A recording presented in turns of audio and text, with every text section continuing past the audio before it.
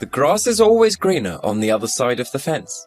With this thought, Russian leader Vladimir Putin's invasion of Ukraine slowed down considerably when we left the first week of January behind. On the battlefield, the pressure of the Ukrainian army at the moment is much more pronounced. Russia's withdrawal from most of its trenches in Ukraine is increasing the advance of the Kiev troops even more. Let's dive right now into the areas of hot breaking points occurring on the front lines of the battlefield. Our first stop is the Donetsk region, where critical clashes and dramatic operations took place. You may remember that a few days ago, on the connecting road between Donetsk and Makivka, the military preparation of the Ukrainian armed forces attracted the attention of the Russian troops. The special forces and artillery units of the Kiev army, deployed near the huge Russian military base in Makivka, launched the first attack on this base with HIMARS missiles. The severity of the attack increased with the explosion of the ammunition on the ground of the Russian base in Makivka, which was heavily damaged in a short time. According to the latest reports of the Ukrainian General Staff, 400 Russian soldiers were eliminated by this attack. Many soldiers were also injured. This heavy blow wiped out the invading Russian army's influence in Donetsk almost in one fell swoop. Another front line after Makivka is Lyman. In this region, there are mainly counterattacks by Ukrainian forces. Lyman, a front line where the Russian army was ineffective, now appears to be under the control of the Kiev army, but fierce fighting still continues in the region between both sides of the war. When we go to the southeast side of Lyman, we come across the city of Soledar, which is currently used as an escape ramp by the Russian troops. Russian soldiers are currently using this area as a shelter to escape the Donetsk conflict. The presence of Russian troops in this region, trying to protect themselves in the city of Soledar from the clashes on the Severodonetsk and Crimea front lines, does not seem to be long. Soledar is located to the south of these two front lines and is to the north of Donetsk. For this reason, the invaders in this city were stuck in the middle of the clashes. Now we move on to Bakhmut, perhaps the most important and fiercest fighting front line at the moment. Many of the worst conflicts since Russia began its invasion around 10 months ago have taken place near Bakhmut, which both sides have described as hell. Despite the fact that Russia seized insufficient territory in months of futile waves of attacks on Bakhmut, the Ukrainian side states that these efforts by the Moscow army are unnecessary and cause serious losses for the Russians.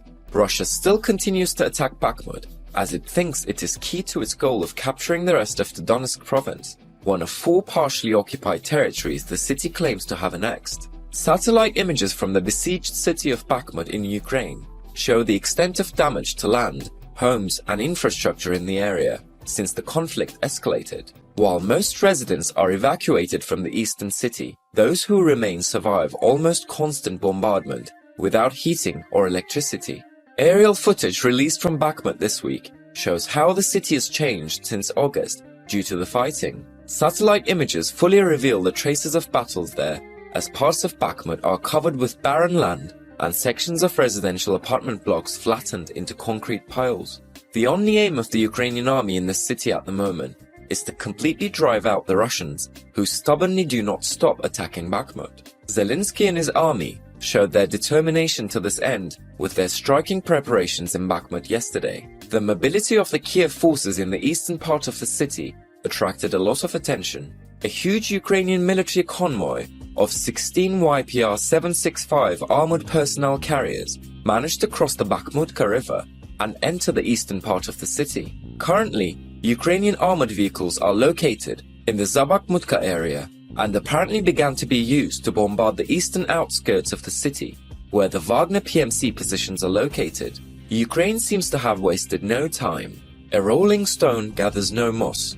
Adopting this proverb, this military convoy of the Kiev forces is still advancing on the route it followed from the east of the city. Also, video footage shot on the southeastern outskirts of Bakhmut shows the movement of Ukrainian armored personnel carriers firing at unknown targets along the way. The fact that the Ukrainian armed forces began to transport these armored vehicles to Bakhmut and counterattack there made the work of the Wagner mercenary group, which is densely located in this region, very difficult. YPR-765s are highly effective armored infantry vehicles on flat terrain. Considering the fact that the Wagner group has not received military or financial support from Russia for a long time, at least not reflected in the news, This additional military vehicle move by Ukraine is quite logical, because Kiev is tired of seeing even a single Russian soldier in Bakhmut. Military support to the Ukrainian army from the West and the USA determines the fate of the conflict on important front lines like Bakhmut and the general course of the war.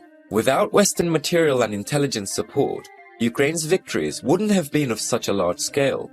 As the conflict moves into its 11th month and the Ukrainian military has the strategic advantage, there are voices in the United States calling for a halt or a reduction in military aid to Ukraine. While the United States this week approved the largest all-time military aid to Ukraine and has begun shipments, some arguments suggest that money devoted to the Ukrainian cause will find better use in the US military, while others argue it will only help escalate the war. But the circumstances show that the United States is making a huge humanitarian gain by helping Ukraine. Since the war began, the United States has sent more than $21 billion in security aid to Ukraine.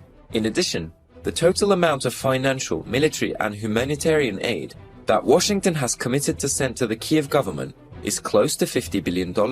In nearly 30 military aid packages, the US military has sent or committed to sending more than 54,000 anti-tank missiles and ammunition, various weapons systems, including 45Ts. Some of the military resources allocated by the US to the Ukrainian army are as follows: 72B tanks, 20 Mi-17 helicopters, 38 M142 high-motion artillery rocket systems, 178 155mm and 105mm howitzers with close to 1.2 million rounds, more than 2,200 tactical vehicle and other weapons systems, as well as armored personnel carriers. Almost every country in the world sends second-tier weapon systems to the Ukrainian army, unused or going to the international arms market. But even these were enough for the Ukrainian army to stop the larger and technologically more superior Russian forces. Of course, the material factor alone did not stop the Russian army. The fierce determination, moral courage, and valor of Ukrainian soldiers and civilians played a key role in the country's success against the superior and greater military power. The United States has been Ukraine's sole and most important supporter in this fight against the Russian invaders. Of course, other countries, notably Poland, Estonia, the Czech Republic, and the United Kingdom, provided great assistance, but without Washington's support, Kiev would not have been able to turn the tide of the war and liberate so many territories. US military support to Ukraine makes financial sense. The Washington administration sent weapons systems to Ukraine that destroyed about 50% of the pre-war Russian army in exchange for about 5% of its annual defense budget. In addition, according to independent war monitors and data sources, Ukrainian forces captured more than 8,500 weapon systems from the Russian army, including 1,600 tanks, 750 armored combat vehicles, 1,800 infantry fighting vehicles, and 600 artillery pieces, among other weapon systems. On the other hand, the Ukrainian General Staff reports that it destroyed at least 2 times the numbers we mentioned about Russian casualties. Just before Christmas, President Joe Biden enacted the fiscal 2023 National Defense Authorization Act, which allocated $816.7 billion to the Pentagon. So as a result, by supporting Ukraine, the United States was able to indirectly halve the combat capability of Russian forces by just a quarter. Indeed, it would be a great mistake to stop military aid to Ukraine when Kiev now has the strategic advantage. The USA, on the other hand, is aware of this situation, and as one of Ukraine's guarantor countries, it has done more than its part and continues to do so. Thank you, USA, for your support to Ukraine. Thank you for watching us.